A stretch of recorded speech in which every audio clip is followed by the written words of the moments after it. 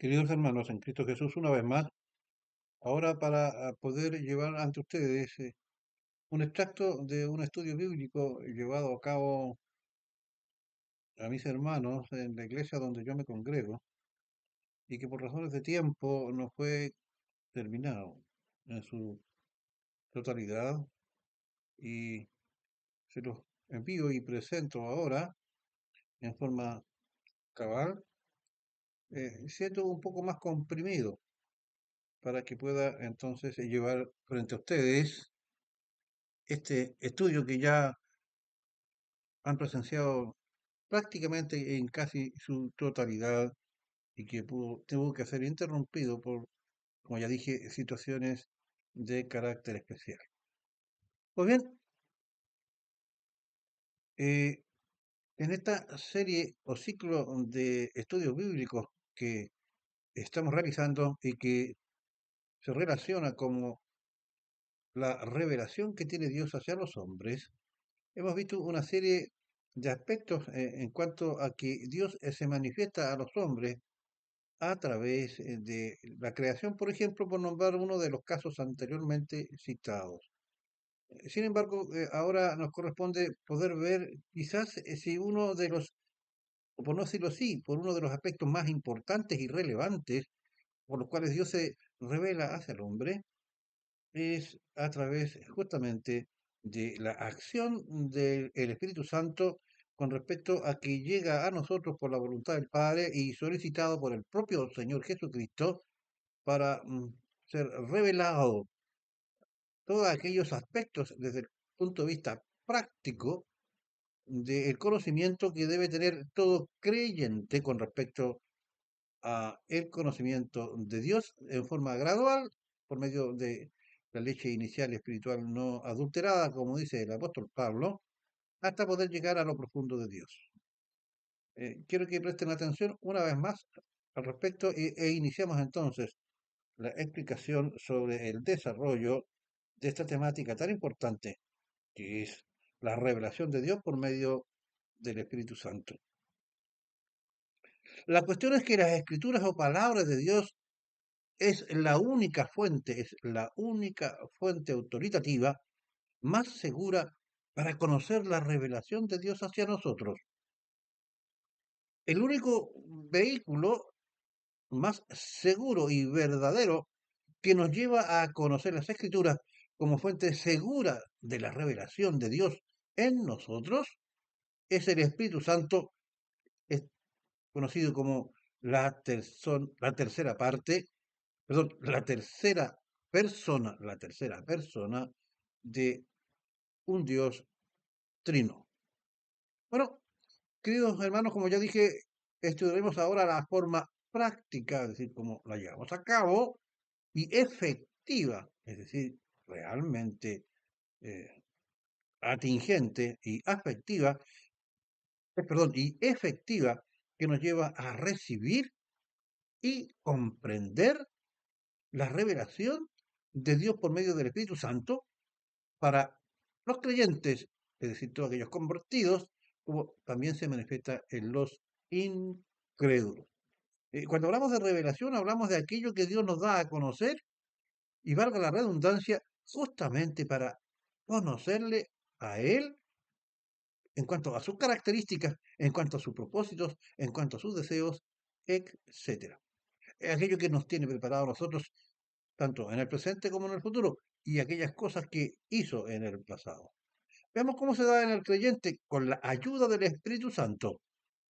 Cuando el apóstol Pablo en 1 Corintios 2, 10 al 14 está hablando en el contexto de las maravillas que tiene preparado Dios para con los hombres, este aclara que es solo para los creyentes, es decir, la revelación más segura está dada para los creyentes. 1 Corintios 2, 10, 14. Pero Dios nos la reveló a nosotros por el Espíritu. ¿Se dan cuenta? ¿A quién se reveló? A los creyentes. ¿Por medio de qué? Por medio del Espíritu. Porque el Espíritu todo lo escudriña. Se está refiriendo al Espíritu Santo. El Espíritu todo lo escudriña, todo lo conoce, todo lo busca. Aún lo profundo de Dios, aún aquello que nosotros no conocemos del Señor. Una razón muy simple, porque el Espíritu Santo se conoce a sí mismo en la medida en que éste es Dios también, es decir, la tercera persona de la Trinidad junto al Padre y al Hijo. Sigamos, 11. Porque ¿quién de los hombres sabe las cosas del hombre sino el espíritu del hombre? Es decir, nuestro espíritu interno, nuestro conocimiento, nuestra esencia como ser humano, que está en nosotros como seres humanos, no creyentes, diciéndolo. Nos conocemos a nosotros mismos, conocemos nuestras ansiedades, conocemos nuestros dolores, conocemos eh, nuestros deseos, etcétera. O sea, todo aquello que somos nosotros, quiénes somos y quiénes queremos ser. Repito entonces, perdón, 11, porque ¿quién de los hombres sabe las cosas del hombre, sino el espíritu del hombre que está en él, es decir, en el hombre? Así dice, tampoco nadie conoció las cosas de Dios, sino el espíritu de Dios. Evidente entonces que es la fuente más segura y al mismo tiempo la fuente más segura, perdón, es el Evangelio, porque por el Espíritu Santo fue escrito el Evangelio, y el vehículo que es aquel que nos conduce a esa fuente es justamente el Espíritu Santo, que cuando escribe el Evangelio, como él se conoce a sí mismo porque es Dios, va a hablar sobre lo profundo de Dios, referido al Padre, referido al Hijo y al Espíritu Santo. 12. A nosotros y nosotros no hemos recibido el Espíritu del mundo, es decir, se refiere a los creyentes. Nosotros no hemos recibido el Espíritu del mundo, sino el Espíritu que proviene de Dios, para que sepamos, escúchelo bien, para que sepamos lo que Dios nos ha concedido. Ahí está la revelación, ¿verdad? La revelación de Dios en cuanto al Hijo, al Padre y al Espíritu Santo proviene justamente de aquello que el Espíritu Santo nos da a conocer. ¿Por medio de qué? Por medio de la palabra o evangelio o escritura. Lo cual también hablamos, ahora se refiere a los creyentes, al hombre, por lo cual también nos hablamos, no con palabras enseñadas con sabiduría humana, o sea, no por aquello que a nosotros como seres humanos se nos ocurre. Porque cuando el hombre habla, yo pienso, yo creo, está saltándose esta parte importante del conocimiento de Dios. Porque aquí nos está diciendo en esta cita del Evangelio, la cual también hablamos no con palabras enseñadas por sabiduría humana, sino con las que enseña, y escucha bien, con las que enseña el Espíritu, se refiere al Espíritu Santo, acomodando lo espiritual a lo espiritual. Veamos ahora cómo se manifiesta esta revelación de Dios en el incrédulo. Seguimos con el mismo pasaje que estamos citando de 1 Corintios 2, pero ahora nos vamos al versículo 14, refiriéndose al no creyente. Pero el hombre natural, es decir, el incrédulo, el inconverso, el ateo, pero el hombre natural, escúchalo bien, no percibe las cosas que son del Espíritu de Dios. ¿Y qué hemos dicho del Espíritu de Dios? Que conoce lo profundo de Dios y nos enseña todas las cosas de Dios. Vuelvo a decir, pero el hombre natural no percibe las cosas que son del Espíritu de Dios, porque para él son locuras y no las puede entender, porque se han de discernir espiritualmente, porque al no convertirse y no recibir al Señor Jesucristo como Señor y Salvador, este no ha recibido el Espíritu Santo como lo vamos a ver más adelante, como nos revela las Escrituras. Ahora, 2 Corintios 4, 3 y 4 nos dice, 3. Pero si nuestro evangelio está encubierto, se ha escondido, está encubierto, lo está para los que se pierden. ¿Se da cuenta? Para los incrédulos. O sea, es decir, al estar escondido, los incrédulos no pueden entender la palabra del Señor. Veamos 4. El Dios de este mundo, se refiere aquí a Satanás, ha cegado la mente de estos incrédulos para que no vean la luz del glorioso evangelio de Cristo, el cual es la imagen de Dios. Es decir, Satanás actúa en la mente de las personas, las hace dudar y las hace creer doctrinas extrañas que no están en el Evangelio. Por eso que el propio Evangelio nos advierte con respecto a los profetas que por sus frutos los conoceréis, y cuando nosotros juzgamos cuáles son los frutos de estos falsos profetas o engañadores, estos no concuerdan con el Evangelio.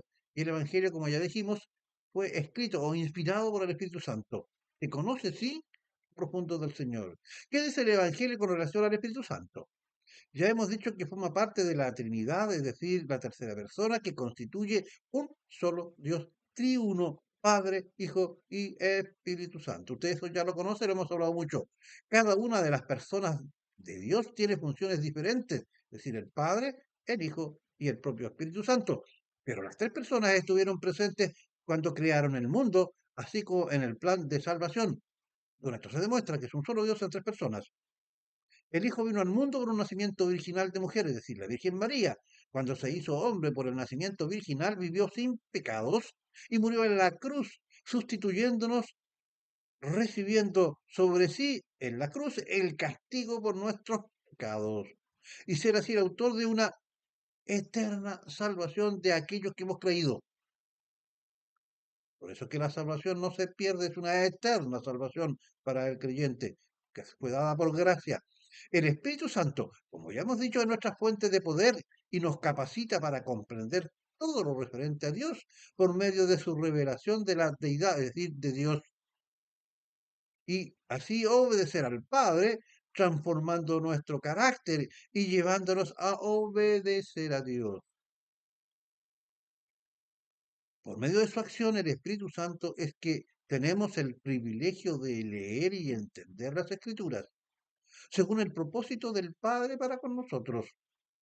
Ahora, con respecto a los ateos o incrédulos que alcanzan la salvación, es decir, aquellos que se convierten, las Escrituras nos, nos dicen, y más cuando sabemos que nuestro entendimiento es dado por el Espíritu Santo. Juan 6, versículos 44 y 45.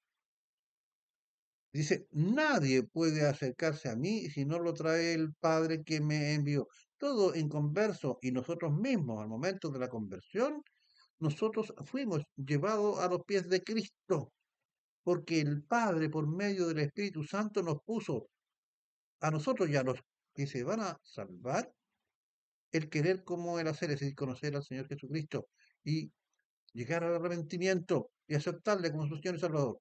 Repito, nadie puede acercarse a mí si no lo trae el Padre que me envió. Y yo, dice el Señor, lo resucitaré en el día final. Los profetas escribieron, y Dios les enseñará a todos, el Espíritu Santo, y Dios les enseñará a todos, todo el que escuche al Padre y aprende de él, dice el Señor, Jesucristo, viene a mí. Sigamos. Al respecto, el propio Señor Jesús, después de su resurrección, se queda a instruir a los apóstoles, entre los cuales debemos suponer también la presencia del apóstol Pablo, que había sido convertido cuando iba camino a Damasco. Hechos 1 al 3 nos dice, en el primer tratado, oh Teófilo, hablé acerca de todas las cosas que Jesús comenzó a hacer y a enseñar, hasta el día que fue recibido arriba, después de haber dado mandamientos, escúchalo bien, por el Espíritu Santo a los apóstoles que había escogido. Y no se olviden que Pablo también era apóstol. Tres, a quienes también después de haber padecido, se presentó vivo con muchas pruebas. Cuando el padecido se refiere al momento de la crucifixión. Se presentó vivo, es decir, resucitado, con muchas pruebas indubitables, apareciéndoseles durante 40 días y hablándole acerca del reino de Dios. Y aquí dice que se le habla guiado por el Espíritu Santo. Cristo el Señor habló del Espíritu Santo cuando le dijo a los apóstoles, refiriéndose a los hombres, hablándole de Dios y de su necesidad de redención. Juan 16, 8, 11. Y cuando venga el Espíritu Santo, cuando venga, convencerá al mundo de pecado, de justicia y de juicio. De pecado por cuanto no creen en mí. Tú no crees en mí, vas, vas al infierno, ¿verdad? De pecado por cuanto no creen en mí. De justicia, por cuanto voy al Padre, de justicia, porque el Espíritu Santo nos dice que el Señor Jesucristo murió por mí, se puso en mi lugar con su muerte de cruz, cumplió, pagó nuestro pecado, porque la paga del pecado es muerte. Esta doctrina de la sustitución es aquella que nos hace pensar y creer que nosotros somos libres de pecado, que Cristo murió por mí y por ti. Repito, y cuando Él venga, refiriéndose al Espíritu Santo, convencerá al mundo de pecado y de justicia y de juicio. De justicia por cuanto voy al Padre y no me veréis más. Y de juicio por cuanto el príncipe de este mundo ha sido ya juzgado. Es decir, el mal que pone en nuestros corazones Satanás ha sido juzgado y finalmente será arrojado al lago de fuego. Ahora bien, cuando nos convertimos, somos cristianos y somos creyentes, dice el Evangelio que nos bautizamos con el Espíritu Santo. Es decir, una de las cosas que nos entrega mm, la venida del Espíritu Santo y de los beneficios, por decirlo de una forma. Corintios primera, capítulo 12, versículo 13, que por un solo Espíritu, ¿cuál este es uno solo? El Espíritu Santo, fuimos todos, aquí no queda ningún creyente fuera, fuimos todos bautizados en un cuerpo, sean judíos o griegos, sean esclavos o libres, y a todos, aquí no queda ninguno fuera, se nos dio a beber de un mismo espíritu. El bautismo del Espíritu Santo recibido por todos los creyentes al momento de su conversión y de creer por la fe en Cristo, nosotros constituimos la Iglesia Universal de los salvos redimidos por Cristo al momento mismo de la conversión, y esto hace posible las siguientes cosas. Una, nos une al cuerpo de Cristo, es decir, formamos parte de la Iglesia Universal. Dos, hace realidad nuestra cocrucifixión con Cristo. Es decir, nosotros decimos que somos también crucificados con Cristo al creer en Él, porque cuando nosotros creemos por fe, hacemos las veces que cuando Cristo murió por nosotros, allí también nosotros estábamos recibiendo ese beneficio. Hace realidad nuestra crucifixión con Cristo. Estar en su cuerpo significa que somos resucitados con Él a una vida nueva. Léase Romanos 6:4. No solo hemos sido bautizados en un mismo espíritu, sino que también, escúchalo bien, otro de los beneficios del creyente, fuimos sellados por el Espíritu Santo. Este sello que tenemos del Espíritu Santo nos libera de cualquier posesión demoníaca o acción, porque dice que el maligno no nos toca, eso nos dice el Evangelio. Efesios 1:13. En él también vosotros, después de escuchar el mensaje de la verdad, el evangelio de vuestra salvación, y habiendo creído, se refiere a Cristo, en él, ¿no es cierto? Fuisteis sellados con el Espíritu Santo de la promesa. Después de la fe, creer en Cristo, recibimos el Espíritu Santo y fuimos sellados. Cuando se habla de sello, antes se colocaba un sello para que nadie pudiera violar un mensaje. Nosotros somos sellados con el Espíritu Santo, es decir, somos eh, cuidados, resguardados de las acciones malignas de la posesión demoníaca o cosas similares. La llenura del Espíritu Santo es la otra condición a la cual nosotros aspiramos cuando somos creyentes y hemos recibido la manifestación de Dios para con los hombres. Establece que todo creyente y convertido de verdad en algún momento puede ser lleno del Espíritu Santo, que significa que aquí su actuar y conocimiento de Dios, es decir, del Padre, del Hijo y del Espíritu Santo, está guiado.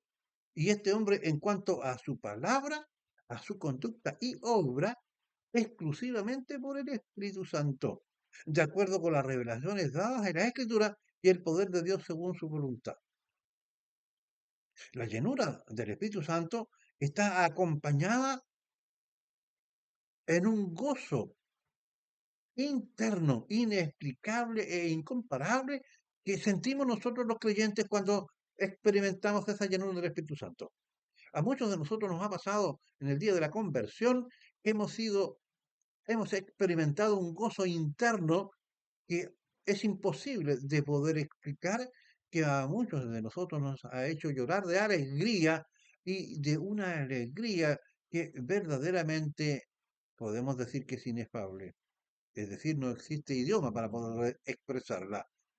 Dice el Evangelio como una especie, como un mandato, ser todos llenos del Espíritu, es decir, buscar la llenura del Espíritu Santo en Efesios 5:19. No es un consejo ni una opción, sino una orden dada a nosotros por el apóstol Pablo. Ejemplos prácticos de los beneficios de ser lleno del Espíritu Santo. Veamos un caso de Lucas 4.1, aplicado al propio Señor Jesucristo. Jesús, lleno del Espíritu Santo, volvió del Jordán, es decir, después de ser bautizado por Juan, y allí pudo vencer las tentaciones de Satanás, es decir, cuando él llegó lleno del Espíritu Santo y fue llevado al desierto por el propio Satanás y éste lo tentó, y él le responde con las propias escrituras, este conocimiento y esta fuerza interna del Señor es porque estaba lleno del Espíritu Santo. Luego en el versículo 14, y Jesús volvió en el poder del Espíritu Santo a Galilea y se difundió su fama por toda la tierra de alrededor.